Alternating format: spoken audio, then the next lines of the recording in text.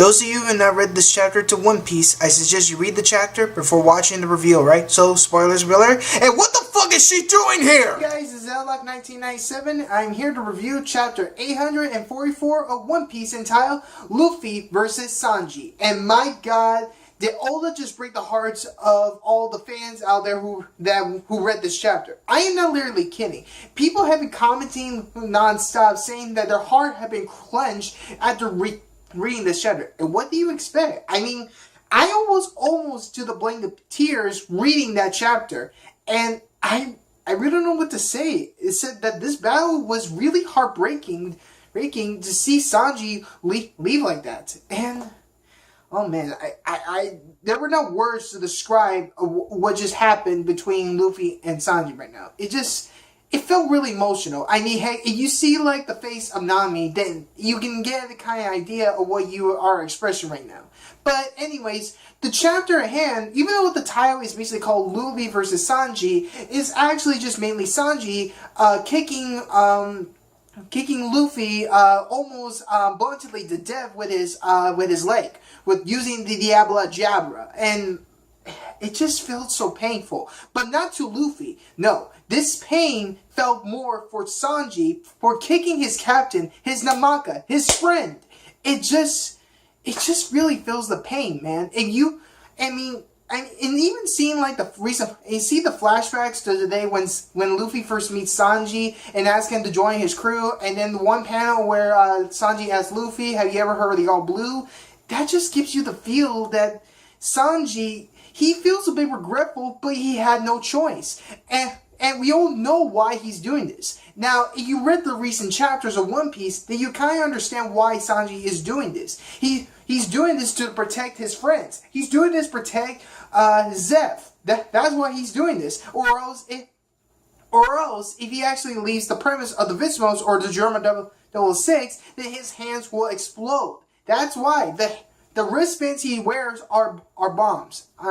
It will go off at any minute if he somehow betrays them. And he had really no choice, man.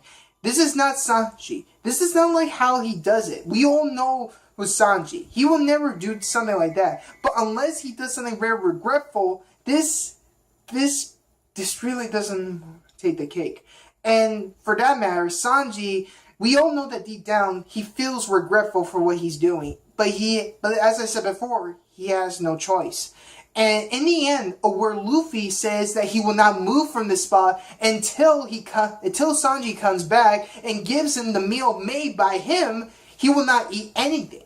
And I think it's kind of understanding since Luffy, well, you gotta remember, Luffy had to fight against Cracker for almost a whole day. I mean, all night when he was facing him.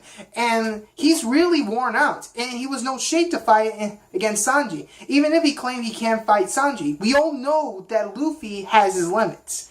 And, well, not much to say, really. Instead, this is really heartbreaking right now. And even Sanji admits that he feels regretful. And seeing him point to the point where he was starting to cry for almost killing, well, not killing, but almost blunting his captain to death, it's just really bad, man. I really feel for Sanji right now, and I just hope that in the next chapter we get cover up to what happens next, alright?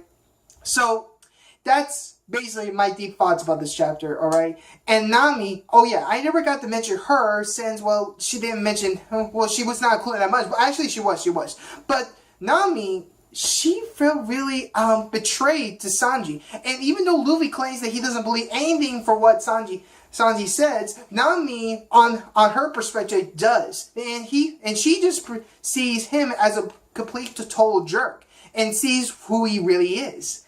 But to Luffy, we all know that Sanji's bullshitting us. There's no way that he's going out like this. So my overall thoughts about this chapter, well, I give it a 10 out of 10. And there's no denying it. This is one of the best chapters, if not the best chapters of One Piece. And possibly the most heartbreaking ones. I mean, seriously. This chapter in particular, I never got to mention this, but this almost got the feels way back in Water 7. Back when when you start to feel the vibes about where Usopp left the crew, and then about Robin turning herself into the world government, and then we go to A's lobby and claim that Robin now wants to live, and not to mention having a death scene with the going Mary. It just really is. It's something like this in this chapter. It just makes you feel lost that your own friend is betraying you like this, only for him to protecting you from someone that doesn't want to kill them.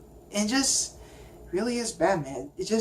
I really don't know what's going to happen right now, alright? So, that's basically my thoughts about this chapter, alright? So, please be sure to like the video, like it, dislike it if you didn't like it too much, and please be sure you leave your thoughts down below. What you thought about this chapter? Is there anything I may have missed, or what you thought about this chapter overall? I may even think about leaving a link down below so that way you can read the chapter for yourself, alright? And please be sure to subscribe to my channel because I am so awesome, and I'm trying the best I can to improve for future videos as long as I can, alright? That's basically what I have to say. So thank you, and good night.